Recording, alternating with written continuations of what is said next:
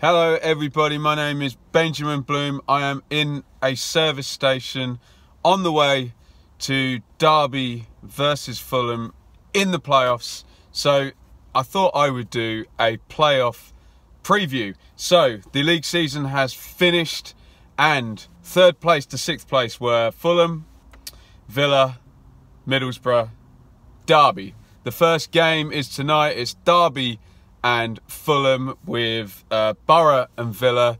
They're playing tomorrow, and then you get the return games on Monday and Tuesday. I will be at 3 of these games. I will not be at Middlesbrough tomorrow night because I have to go to work, but I will be able to watch that on my iPad probably. So really looking forward to this as a detached observer. As an Ipswich fan, I hate the playoffs because we've lost in them so many times. Probably been in them, I don't know, 9 times and won them once. So I can empathise with a few of these teams in here who do have previous. Derby have, according to my ever-trusty pad, been in the playoffs in 2013-14 and 2015-16. They really should have won it in 2013-14. They battered Brighton and then lost to 10-man QPR in the final, Bobby Zamora, if you remember that. And then just completely choked in the first leg in 2015-16, where lost the first leg 3-0 to Hull, which proves these games can be over in one leg. They're up against Fulham, and there's some parallels between Fulham and George Burley's Ipswich, who I loved, who used to play lovely football throughout the season and then lose in the playoffs. So they were in it last year and lost to Reading 2-1 on aggregate. Bit of a surprise, bit of a choke job, but I believe Fulham only just snuck into the playoffs last year, whereas they finished in third place with I think 89-point total, so much higher for them this year. Borough and Villa are a bit more interesting. Villa are obviously in the Premier League for years and years and years, so this is their first soiree, but it's not Steve Bruce's first soiree into the playoffs because he was the Hull manager a couple of years ago that led them past Sheffield Wednesday in the final there. So he knows what he's doing, and Middlesbrough just generally know what they're doing in terms of getting up from the Championship. They choked in 2014-15 in the final against Norwich. My Ipswich obviously lost in the semi-finals that year. They went up the next season automatically, though, under Garanka, so they normally finish in the top 6, Borough. So tonight it's Derby and Fulham, and I guess the question in this one is, well, it's not possible for both teams to choke it. Bear in mind they both have lost in recent years in the playoffs. The question is all revolving around Fulham, whose strategy, a very strict philosophy, a very patient philosophy. Is that going to be better for a whole season of 46 games than it is for a kind of two-legged cup affair? We shall see tonight. A lot of people have been saying to me it'd be better to get Fulham over one game rather than 2. Can you beat them up? Can you press them and stop them playing their game? I don't think many people would argue that Fulham are the best passing team in the playoffs. Obviously that doesn't make them the best team, and even though they're the highest ranked team, having finished 3rd in the regular season, a lot of supporters need to remember that those rankings are now irrelevant. It's a 3-game tournament to get into the Premier League, and please those people that say the playoffs are a lottery, what a load of nonsense. They are not a lottery. I think a lot of people get confused that they don't take into account league position or points or anything. They're not a lottery. The team with the best character, the team with the best tactics and maybe shrewdest manager are the ones that get through. It's not a lottery. I think that's used as an excuse by people sometimes. We saw it last year where the Huddersfield manager David Wagner, he started preparing a couple of weeks before the playoffs, rested players, got a lot of heat for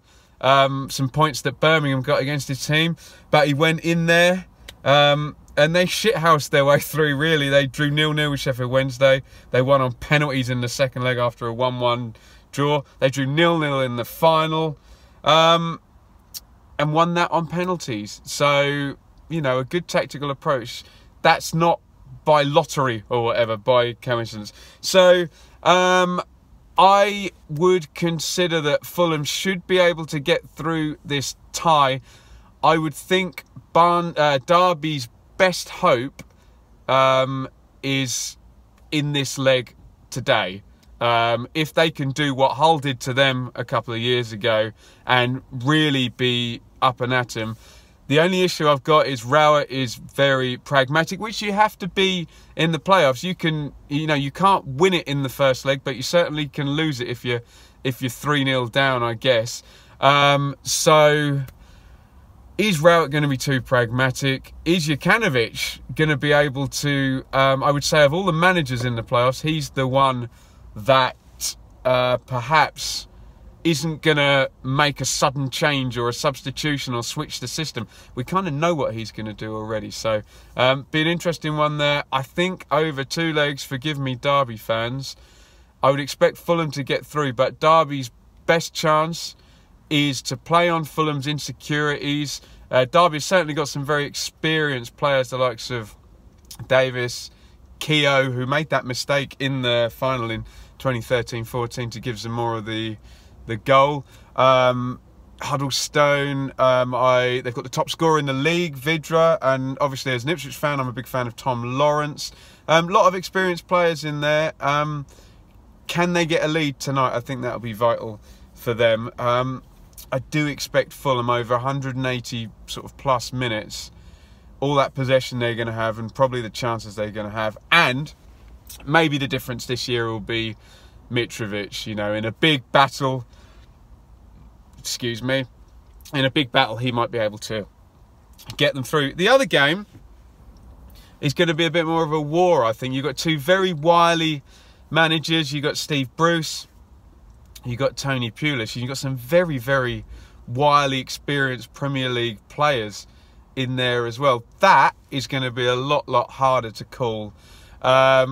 There's a couple of X factors. I saw Middlesbrough play last week against Ipswich, and Traore was mind-blowingly fast, and he can win the game by himself if he's not marked well, although I'm sure Steve Bruce will have a plan for him. On the other side, there's Grealish, who's a bit of an X factor there, but I expect that one to be a lot tighter. I'm not saying in terms of not many goals, but a lot tighter in terms of the difference between the 2 teams. Going to find that one hard to call.